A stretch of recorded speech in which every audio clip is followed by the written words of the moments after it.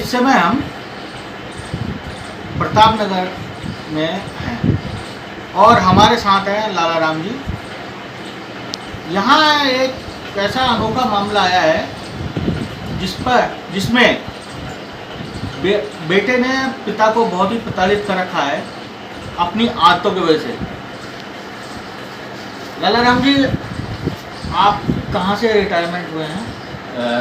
मैं BSNL में service करता था। 2017 में मैंने रिटायरमेंट लिया, जयपुर से ही रिटायर हुआ, चीफ अकाउंट्स ऑफिसर से। मेरा जो बड़ा पुत्र है वो एक्चुअल में शुरू से ही गलत आदतों में और गलत सोबत में पड़ गया था, क्योंकि मैं बाहर ट्रांसफरेबल जॉब थी मेरी, तो वो खुली आज़ादी थी उसको। अब शराब पीना और ये काम धाम नहीं करना। मैं जो है 2003 में मैंने यहाँ जयपुर में आया और मैंने यहाँ पे सरकारी हाउसिंग बोर्ड से एक मकान लिया, जिसको 2004 और 5 में मैंने तैयार करा के यहाँ मेरे साथ रह देते थे। उसकी शादी 2002 में मैंने कर दी थी, लेकिन बच्चा जो है वो जिम्मेदार शुरू से ही नहीं था, क्योंकि मैं पहले 1997 में मैंने जो है उसको एक दुकान खुलवाई थी मेरे छोटे भाई और इस लड़के नरेंद्र को, जो मेरा लड़का है, बयाना में, जो तहसील हेडक्वार्टर है भरतपुर डिस्ट्रिक्ट का। लेकिन इन्होंने 3 साल में उस पूरी दुकान को, ये दुकान जो मैंने मेरी प्लॉट 317 वर्ग की ज़मीन जो भरतपुर में थी उसको बेच करके बनाई, और वो 3 साल में उनको पूरी दुकान को साफ करके उसमें करोड़ों का मुझे घाटा हुआ। और उसके बाद मैंने उसको कंस्ट्रक्शन कंपनी खुलवाई है, उसमें भी उसने पूरी जिम्मेदारी के साथ काम नहीं किया, और मुझे 11 लाख रुपए आज भी मेरे अटके पड़े हैं उनकी वजह से। फिर 2003 में मैंने जो ये मकान यहाँ जयपुर में लिया हाउसिंग बोर्ड से, उस समय मैंने इसको 2004-5 में दुकान बनवाई इसको, और उसमें सारा कंप्यूटर एजेंसी दिलवाई, फोटोकॉपियर, लेमिनेशन, प्रिंटर, वो सारी व्यवस्थाएं, स्टेशनरी, ये सारा जो उनको करके दिया। लेकिन 6 महीने भी उसने नहीं चलाई।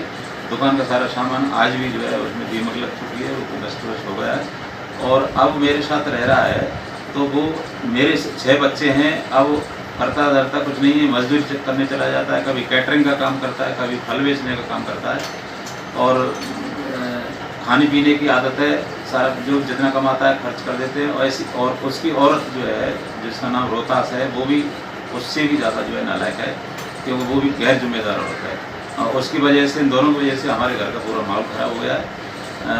रोज़ाना टेंशन देते हैं। मेरी पत्नी को इन्होंने अब खर्चे हमसे मांगते हैं और खर्चे नहीं दे पाते हैं, या खर्चे हम नहीं दे रहे हैं, तो उस वजह से वो मेरी पत्नी और हमसे झगड़ा करता है। मेरी पत्नी को 2-3 बार उन्होंने पीटा, मिल करके रोड पे पीटा है। मेरे साथ बदतमीजी, मेरे साथ भी एक बार पिटाई करने की कोशिश की, लेकिन मैं तो जो है थोड़ा बचता रहा उन लोगों से। पर मुझे रोज़ाना का टेंशन देते हैं, प्रताड़ित करते हैं। मेरे और भी बच्चे मेरे साथ रहते हैं, उनसे जेलसी रखते हैं, ईर्ष्या रखते हैं, और जो है हिस्सा मांगते हैं कि हमें भी ये दो, हमारे खाने को दो, हिस्सा दो, हमें मकान का जो भी है, जो भी तुम पेंशन में जो मिला है उसको हमें दो। तो अब इन परिस्थितियों में मैंने परेशान होकर के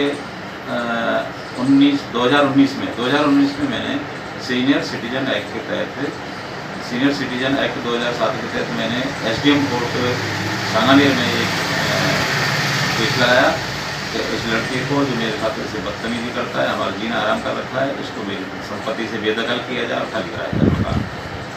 तो 2022 में जाकर के, अभी 18 अप्रैल 2022 को उनका ऑर्डर आया, और उसमें उनको बेदखल किया मेरी प्रॉपर्टी से, पत्नी और बच्चों को, उनको।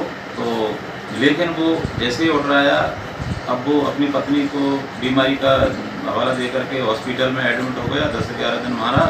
उसके बाद वो घर से फरार है, और उसके 6 बच्चे वो हमारे घर पर ही छोड़ गया है। अब हमें बड़ा मुश्किल हो रहा है कि हम उन बच्चों की देखभाल करें। बच्चे भी हमारे खिलाफ हैं, कर दिया उन्होंने, और वो आरोप लगा रहे हैं। पुलिस को भी हमने बुलवाया, तो पुलिस को आरोप लगा रहे हैं कि दादा दादी मारते हैं, जबकि ऐसा कोई, इसका कोई एविडेंस भी नहीं है, और ऐसा कुछ नहीं है। हम तो बच्चों की वजह से हम जो है उनसे लगे हुए थे, लेकिन अब वो नालायक हैं, लेकिन बच्चों को भी उन्होंने अपने जैसा कर लिया है।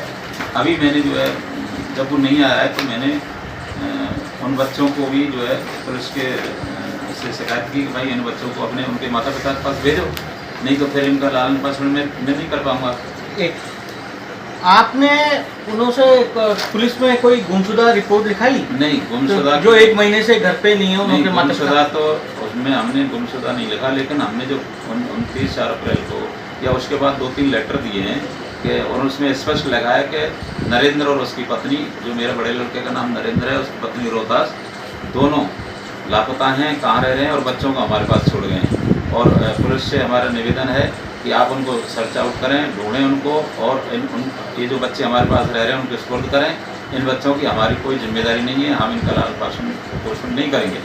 लेकिन पुलिस की भी इसमें लापरवाही ये रही है कि उसको कहीं तलाश भी नहीं कर रहे हैं वो, और बच्चों को हमारे पास ही छोड़ दिया है। और मैं पुलिस कस्टडी में हम बच्चे रह रहे हैं, और हमको भी वहाँ मतलब ये बड़ी परेशानी हो रही है। पुलिस 24 घंटे हमारे नगर में रहती है। तो मैंने कई बार पुलिस को लिख के दिया है कि भाई उनको तलाश करो, बड़े लड़के को, बहू को, अन्य बच्चों को। बच्चे क्या बोलते हैं, उनको याद नहीं करते क्या? बच्चे रोज़ाना मोबाइल से उनकी बातें करते हैं, वो अपने माँ बाप से रोज़ाना उनके पास 2 मोबाइल हैं बच्चों के पास, वो उससे बातें करते रहते हैं। और कभी कभार रात में कोई 12-1 बजे के रोज़ रात को आते हैं, बच्चों से मिल जाते हैं और दिन में उनसे बातें करते रहते हैं। हमारे खिलाफ उनको भड़का रहे हैं, पुलिस को भी भड़का रहे हैं, और पुलिस की नज़रों से दूर भाग रहे हैं। पुलिस भी तलाश रही है उनको, लेकिन वो अभी जो है हम इस संदर्भ में 6 जून को हम जो है कमिश्नर साहब से भी मिले, पुलिस कमिश्नर जयपुर, और उनको डीसीपी जयपुर को भी, ईस्ट को हमने कॉपियाँ दी हैं, एसीपी से भी मिले हैं, लेकिन प्रशासन इस मामले में हमारी कोई मदद नहीं की अभी तक। और हमको इसमें प्रतापनगर थाना इंचार्ज क्या कह रहे हैं?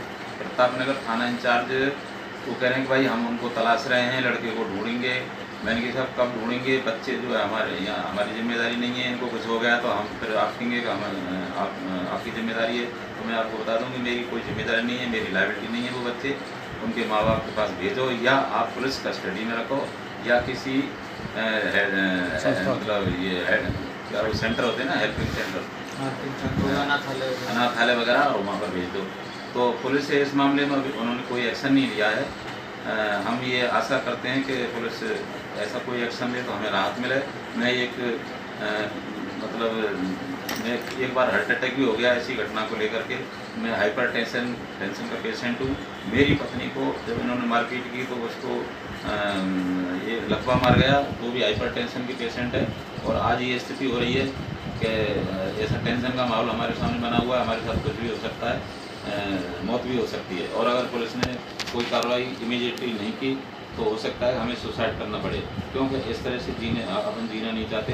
और मैं प्रशासन को, सभी को इस मामले में अवगत कराना चाहता हूँ। इसमें क्या बोलते, कोई एनजीओ भी दखलंदाजी कर रहे हैं? हाँ, आप बता रहे थे इसमें एक एनजीओ है बी द पीपल, उसकी जो है यहाँ जो संचालन करता है वो, जिसने जैसा उसने नाम बताया, मंजू सुराना, वो आती है। और एक अब है न्यूज वाला है जो यहाँ का कोई रेजिस्टर्ड नहीं है, हमने जांच की, वो कोई मध्य प्रदेश से संबंधित रखता है, वो फर्जी बड़ा कर रखा है इन्होंने। आती हैं यहाँ धमका रखा है, हमको धमका जाते हैं, पुलिस वालों को धमका जाते हैं। हमारे खिलाफ जो है उस एनजीओ ने 3 से 23, 3 से 41 और 379 में धाराओं में वो बच्चों से संबंधित मामले को लेकर के हमारे खिलाफ केस कर दिया है एनजीओ ने।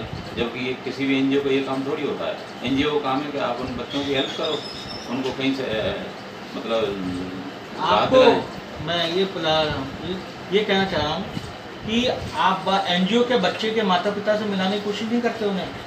नहीं, जब माता पिता का हमें पता ही नहीं है, हम कैसे मिलाएंगे उनको? नहीं, मैं एनजीओ की बात कर रहा हूँ। हाँ, नहीं, एनजीओ वालों से हमने आप पे ऊपर तक दबाव डाल रहे हैं। एनजीओ वालों से हमने बोला है कि भाई आप ये नंबर हैं, उनके नंबर हमारे पास हैं, बच्चों से ले लो, उनसे बात करो, उनको लाओ, बुला के उनको सुपुर्द करो।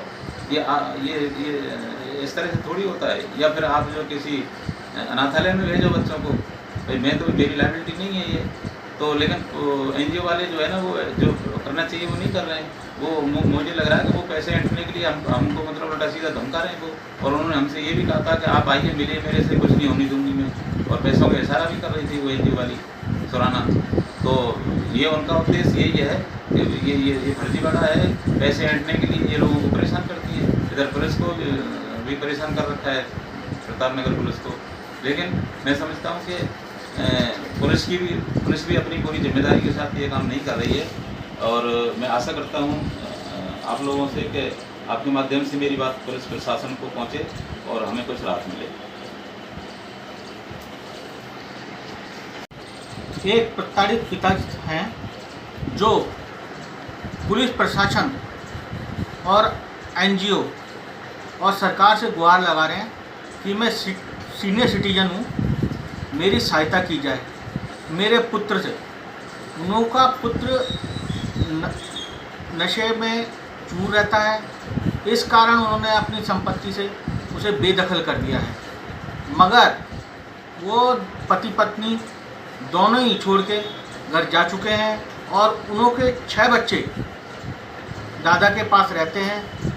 एनजीओ का कहना है कि आप इनों के साथ दुर्व्यवहार करते हैं और बच्चों को वहीं छोड़ गए हैं। पुलिस प्रशासन का काम है कि उन्हों को ढूंढे और जो 1 महीने से लापता हैं उन्हों से उन्हों के माँ बाप से मिलाए। इसके साथ ही कोर्ट के दिए हुए निर्देश के तहत घर खाली करवाए ताकि एक सीनियर सिटीजन को राहत मिल सके। मैं प्रकाश आर्य, नववीर मानव, प्रताप नगर।